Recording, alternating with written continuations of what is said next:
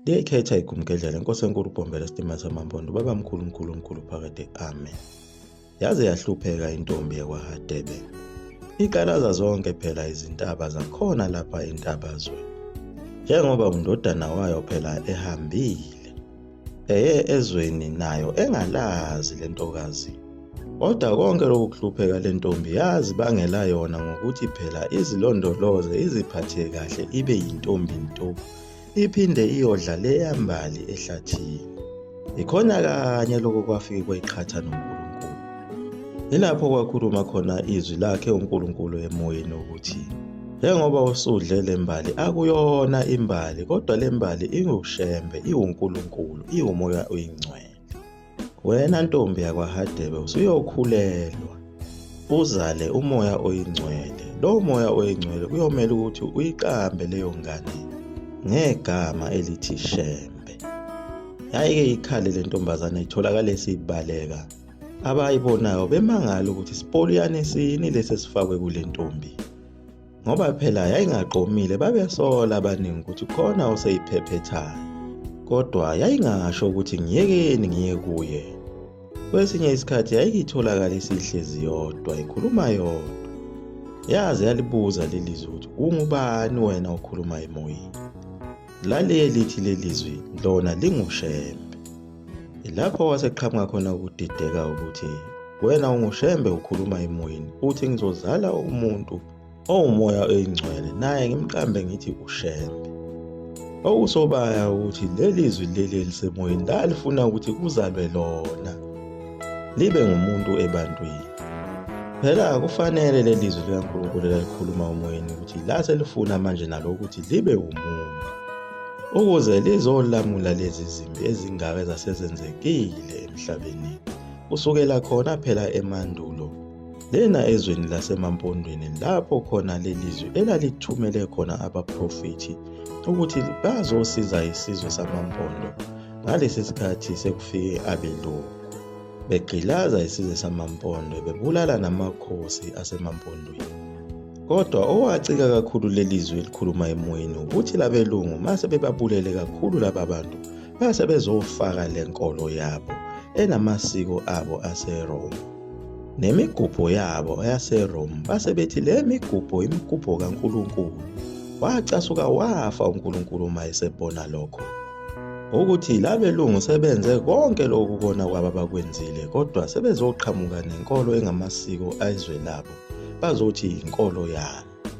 Kanye nesithombe seyasentaliyane sendodana kaPope wesithupha uPope Alexander basiletha kulo izwe lasemampondweni base bethi lona indodana kaNkulunkulu. Besho isithombe sikaCaesar Borgia noma uCaesar Borgia owayelisosha futhi engungqingili. Wabe sesuka sethatha unina walo lelisosha eluCaesar Borgia. Isithombe sakhe unina phela yiso esekuthiwa uSaint Mary. Lezi zithombe zakhulekelwa zanda zagcwala kuwo wonke amasonto ase-Afrika. Bakhulekela isithombe sikaNgqingili bethi indodana kaNkulunkulu.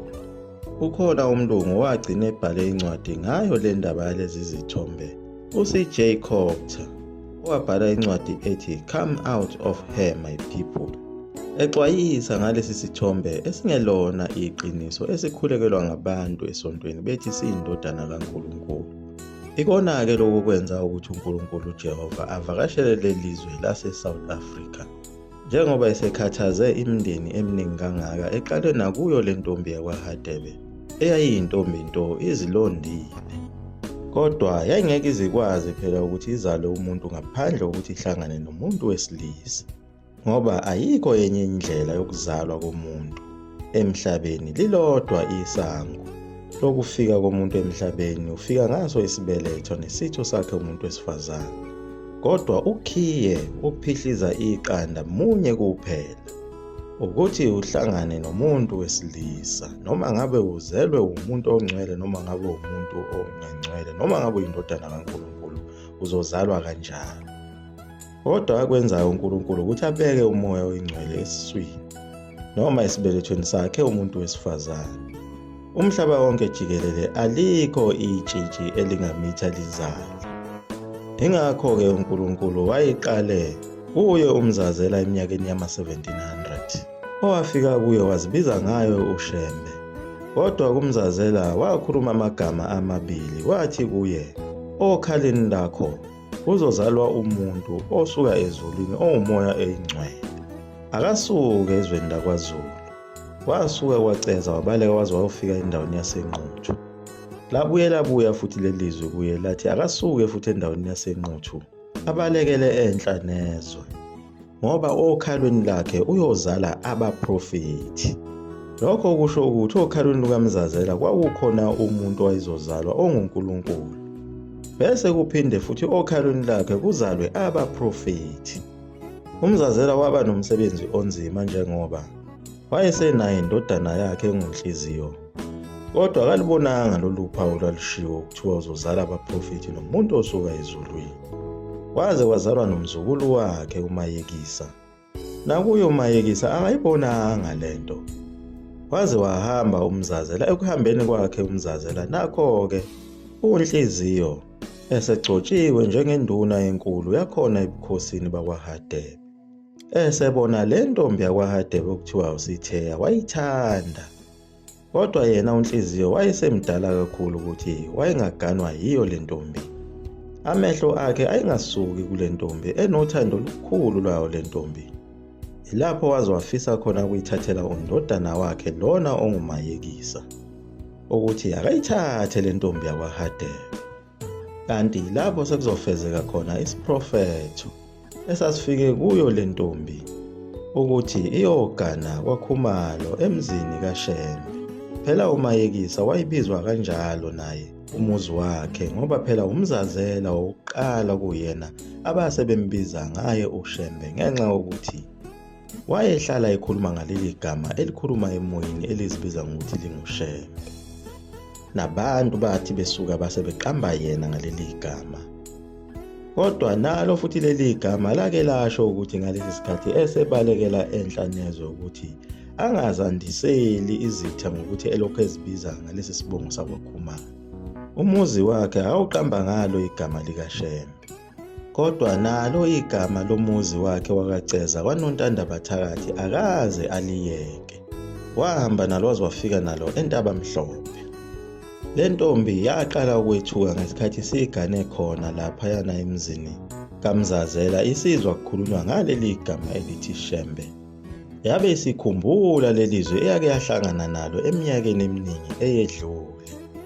Ilapho sekwenzeke khona lolu hlelo lokubuya kwabantu emhlabeni, okwakusolakala kakhulu ukuthi yena lo mntwana wayesezelwe ezalwa uMahadebe okuthiwa umqali wendlela, kwase kubuye yena uMzazela. Njengoba uMzazela wahamba engasambonanga lo mntwana, kodwa ingaphakathi lakhe lo mntwana unguNkulunkulu. Kodwa lo nkulunkulu osekhathaze imindeni eminingi kangaka, ngabe akafikanga kulelizwe ukube abelungu abafikanga nalezi zithombe zabo abasebezozikhonzisa abantu. Ikhona kanye lokhu okwacasula uNkulunkulu. Wabe sekhetha le mindeni emibili yezibongo ezimbili ezazingakangeni kakhulu ekonakaleni okwasekugcwele umhlaba wonke. Wakhetha sona isizwe sesibongo sakwaKhumalo endlini yakwaNdonsa oNhlanzi ukuthi akube yibona abayoba ukhiye wokuyovulela loya moya oyingcwele osesibelethweni sentombi yakwaHadebe, okwakuyisibongo naso esasingakandelwa yibo ukona okukhulu okwasekugcwele umhlaba. Kodwa uNkulunkulu wakhetha lezi zibongo zombili, wayengeke ekhethe esakho nami siqeda ukuphuza inyongo yomuntu laphayana phela esandlwana. Sikade sincinda ogebhezini lomuntu, sincinda insizi ekhandwe ngawo amathambo omuntu nawebhubesi nawempisi, ezongena egazini bese siyahlanya, sigxaze amathe silambele igazi, sigcabe emzimbeni nangazo izihlungu zezinyoka zigcwale igazi. Yiko konke okwasekucasule uNkulunkulu lokho. Iyaguqa lapho ekumkedlela umzukulu amafutha umkofu into umneso ngaphakathi. Amen.